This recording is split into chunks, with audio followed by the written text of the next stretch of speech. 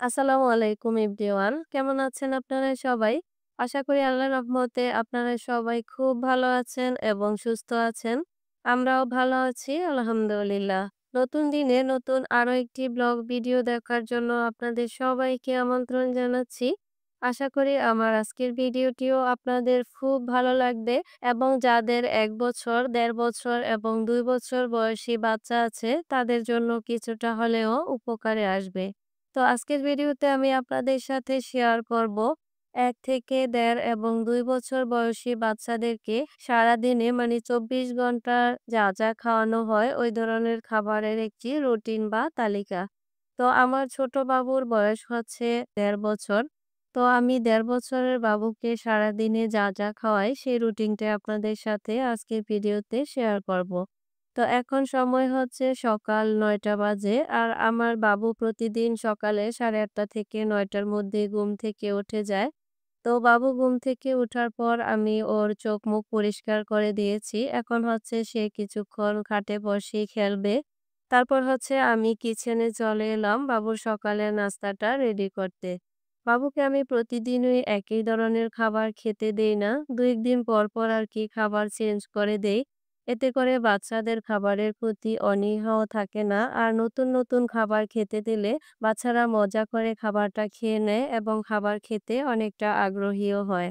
তো আমার বাবুর হচ্ছে গিয়ে পায়খানাতে একটু সমস্যা ছিল ছোটবেলা থেকেই। মানে ওর পায়খানা আরকি খাবারে একটু এদিক-সেদিক হলে ওর কষা হয়ে যায়। তো সেজন্য আরকি প্রতিদিন সকালে আমরা নরমাল যে রুটি, ভাজি, সবজি বা ডিম খাই সেটা হচ্ছে বাবুকে একদিন সকালে খেতে দেই। আর অন্য একদিন সকালে হচ্ছে বাবুকে আমি সাবু রান্না করে খাওয়াই। যাতে করে ওর কষাটা আরকি না হয়। তো রুটিন অনুযায়ী আজকের সকালের নাস্তায় আমি বাবুকে সাবুদানা রান্না করে খাওয়াবো।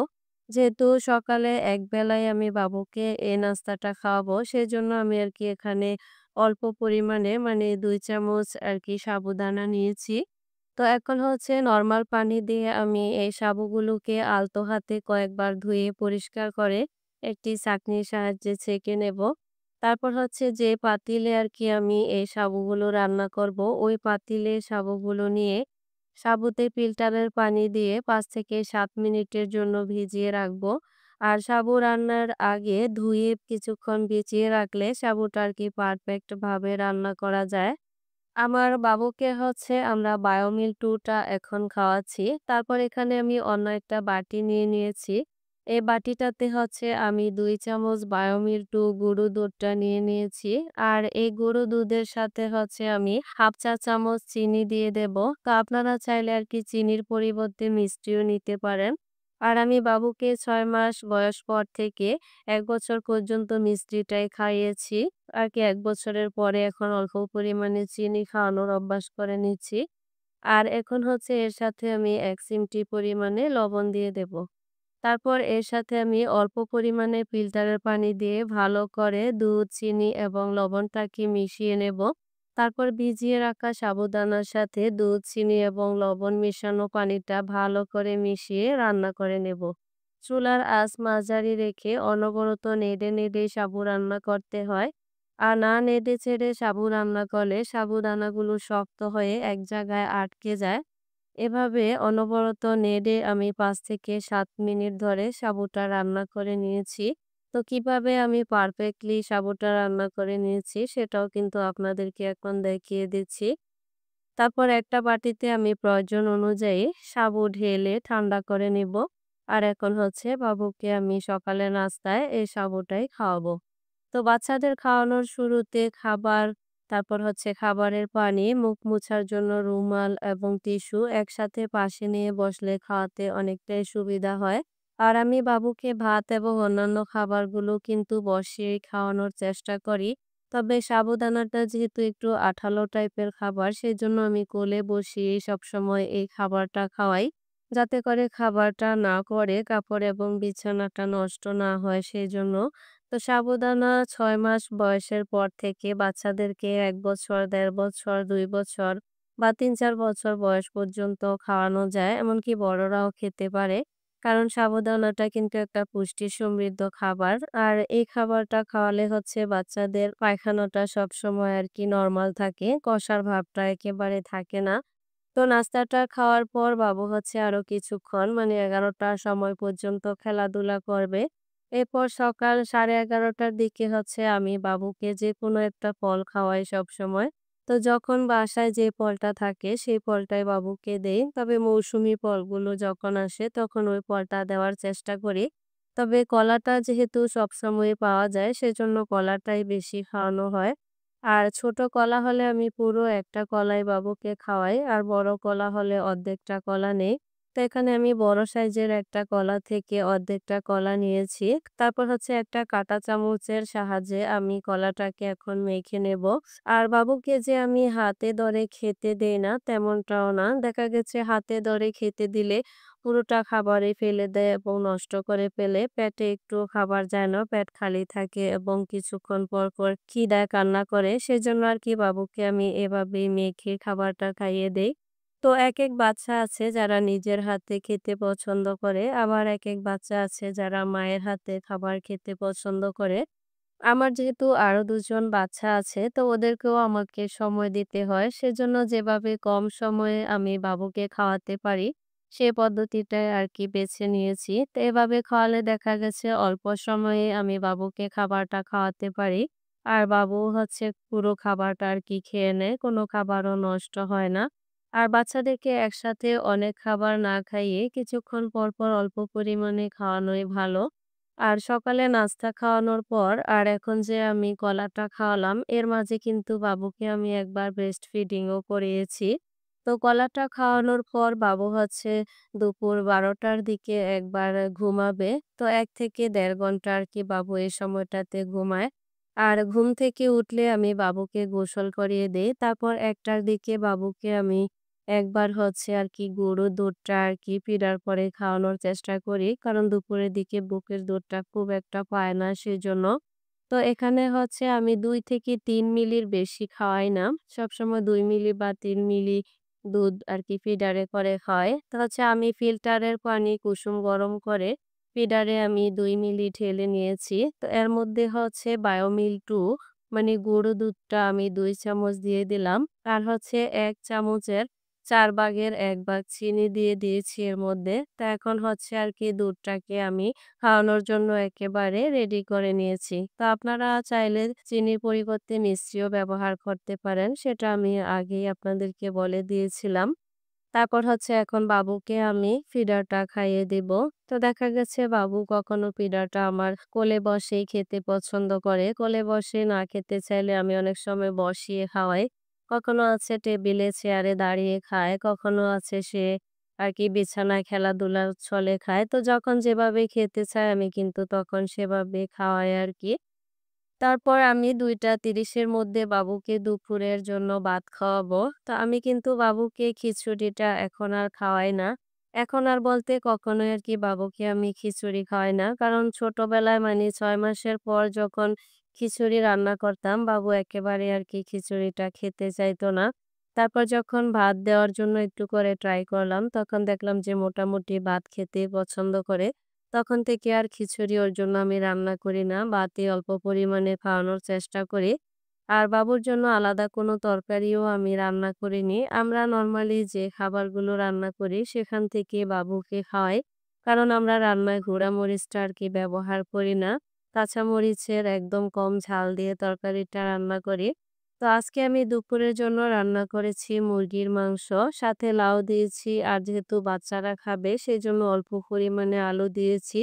আর হচ্ছে পাতলা করে মুসুরি ডাল রান্না করেছি।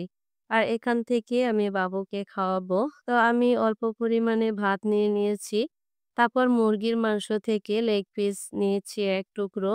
আর হচ্ছে আলু নিয়েছি ১ টুকরো। আর লাউ নিয়েছি হচ্ছে ২ টুকরো। আর অল্প পরিমাণে হচ্ছে ডাল নিয়েছি।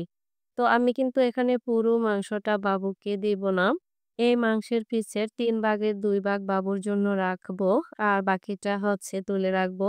তারপর আমি হাত দিয়ে মাংসটাকে একেবারে টুকরো করে ঝুরি করে নেব।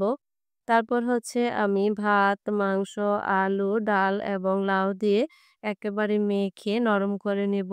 এরপর হচ্ছে আমি নরম করা ভাতগুলোকে গোল, গোল করে মানে রাইস বল করে নেব ৮ থেকে ১০ টি।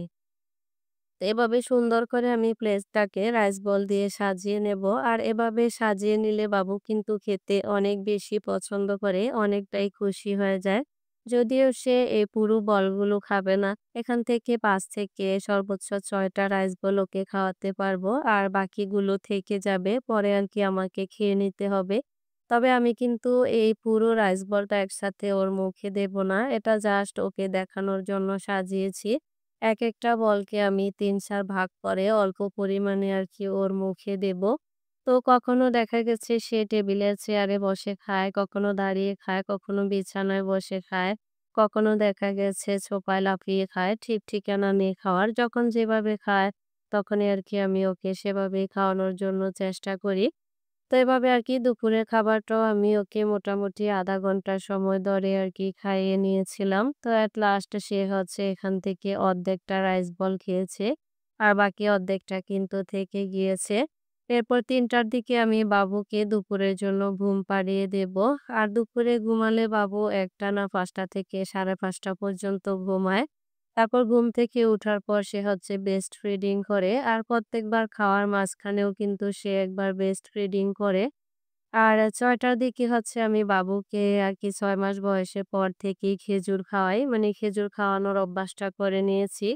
তো আমি এখানে ছোট সাইজের ৪ থেকে ৫ টা খেজুর নিয়েছি। আর নরমাল পানি দিয়ে খেজুরগুলো আমি ধুয়ে পরিষ্কার করে নিয়েছি। তারপর ফিল্টারের পানিতে আমি এই খেজুরগুলো নরম হওয়ার জন্য ৫ থেকে ৭ মিনিট ভিজিয়ে রাখলাম। তারপর ৫-৭ মিনিট পর আমি হাত দিয়ে কষলে খেজুরের উপর থেকে চামড়াটা আলাদা করে নিয়েছি এবং বিচিগুলোকেও আলাদা করে নিয়ে এগুলো ফেলে দিয়েছি। তারপর একটা কাঁটা চামচের সাহায্যে আমি খেজুরগুলোকে মেখে সফট করে নিয়েছি। আর খেজুরটাকে সফট করার জন্য আমি এখানে অল্প পরিমাণে পানিও মিশিয়ে নিয়েছি। তারপর আমি বাবুকে এখন খেজুরটা খাইয়ে দেব। তো একেক বাচ্চা কিন্তু একেকভাবে খেতে পছন্দ করে। কেউ আছে বসে খায়, কেউ আছে খেলার ছলে খায়।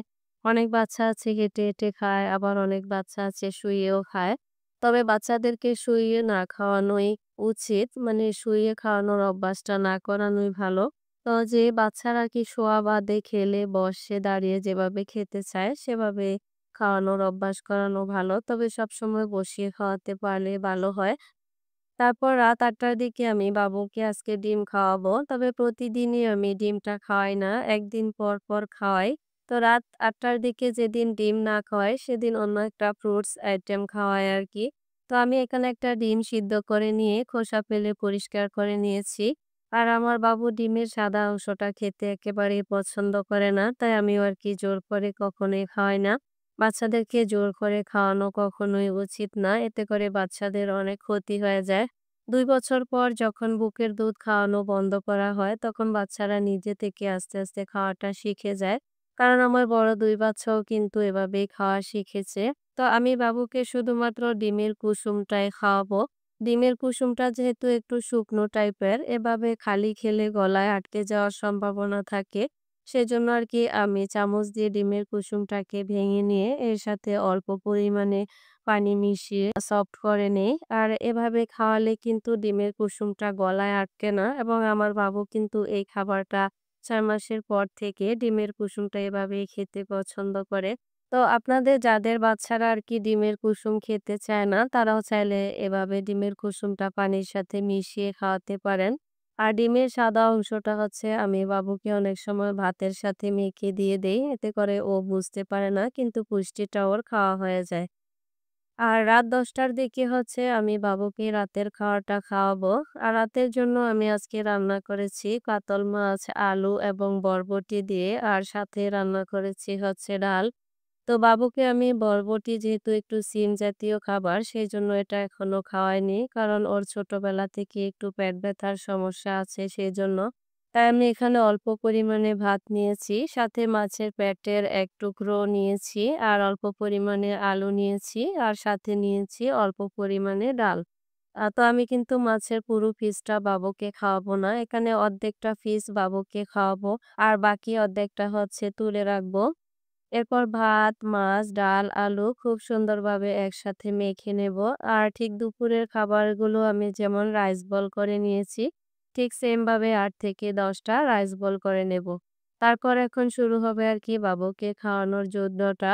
তো যতক্ষণ পর্যন্ত আরকি বাবুকে ৪-৫ টা রাইস বল খাওয়াতে পারি, ততক্ষণ সময় নিয়ে খাওয়াবো। এর মধ্যে হচ্ছে সে কখনো বসে খাবে, কখনো খেলার ছলে খাবে। অনেক সময় টেবিলের উপরেও সে উঠে বসে থাকে। অনেক সময় হচ্ছে হাত দিয়ে সব খাবার নষ্ট করে ফেলে। তো যতক্ষণ পর্যন্ত আরকি সময় লাগবে আমি কিন্তু তাকে খাওয়াবো। এরপর খাওয়া শেষে আরকি রাতের জন্য বাবুকে ঘুম পাড়িয়ে দেব। তো আমি কিন্তু আপনাদেরকে বারবারই বলেছি, একেক বাচ্চারা একেকভাবে খেতে পছন্দ করে। আর একেক বাচ্চা একেক খাবার খেতে পছন্দ করে। সবার রুচি কিন্তু একই রকম হয় না। কোনো বাচ্চা কোনো খাবার একটু বেশি খায়, আবার কোনো বাচ্চা কোনো খাবার একটু কম খায়। বাচ্চাদেরকে কখনোই জোর করে খাওয়ানো উচিত না। যতটুকু সে নিজে থেকে খাবে ততটুকুই খাওয়ানো উচিত। আমি কিন্তু বাচ্চাকে প্রতিদিন একই খাবার খাওয়াই না। ২-১ দিন পর, পর খাবারের মেনু চেঞ্জ করে দেই। আর খাবারের মেনু চেঞ্জ করে দিলে বাচ্চাদের খাবারের প্রতি অনীহা তৈরি হয় না, বরঞ্চ আগ্রহ তৈরি হয়। অন্যের বাচ্চা কি খাবার খেলো, কতটুকু খেলো তা না ভেবে প্রত্যেকেরই উচিত নিজের বাচ্চা যে খাবারটা যেভাবে খেতে পছন্দ করে সেই খাবারটা সেভাবেই খাওয়ানো। এতে করে বাচ্চারা শারীরিক এবং মানসিকভাবেও সুস্থ থাকে এবং তাদের মানসিক বিকাশটাও ভালো হয়। জোর করে খাওয়ালে বাচ্চাদের পেটে অসুখ করে। অনেক সময় গলায় আটকেও কিন্তু অনেক ধরনের প্রবলেম হয়ে যেতে পারে। তো আমার বাচ্চাকে আমি বুকের দুধ খাওয়ানোর পাশাপাশি দিনে কিন্তু ৭ বারের বেশি কখনোই ভাতসহ অন্যান্য খাবার দেই না। আর এই ৭ বারের বেশি কিন্তু কোনো বাচ্চাকে মানে ১ থেকে ১.৫ বা ২ বছরের বাচ্চাকে খাওয়ানোর প্রয়োজনও হয় না। যেহেতু বাচ্চাদের পেট একেবারে ছোট, অল্প একটু খাবারেই কিন্তু ওদের পেট ভরে যায়। সেজন্য অতিরিক্ত খাবার খাওয়ানো একেবারেই ঠিক না। তো আমি পরিশেষে আপনাদের কাছ থেকে দোয়া চেয়ে নিচ্ছি। আমার বাচ্চাদেরকে দোয়া করবেন ওরা যেন ভালো থাকে এবং সুস্থ থাকে এবং আমিও দোয়া করি প্রত্যেকটা বাচ্চাই যেন মায়ের কোলে সুস্থ এবং সুন্দর থাকে। সকলের সুস্বাস্থ্য এবং সুন্দর জীবন কামনা করে পরবর্তী ভিডিও দেখার আমন্ত্রণ জানিয়ে আজকের ভিডিওটি এখানেই শেষ করছি। আল্লাহ হাফেজ। আসসালামু আলাইকুম।